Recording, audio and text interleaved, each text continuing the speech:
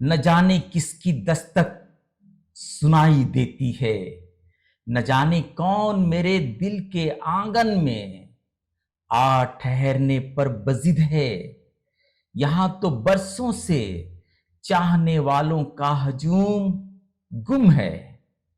दोस्तों की टोली को वक्त ने न जाने कब के लूट लिया है।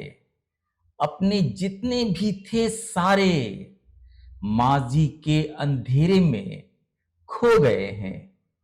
फिर ये कौन है जो बार बार दस्तक देकर मुझे मेरे ख्वाबों से जगा रहा है? उससे कहो जो शख्स अंदर में है वो पथरा गया है। अब यहां कोई जिंदा नहीं है, अब यहां कोई जिंदा नहीं है। शुक्रिया दोस्तों, फिर मिलते हैं किसी दूसरे वीडियो में। तब तक के लिए खुदा हाफिज।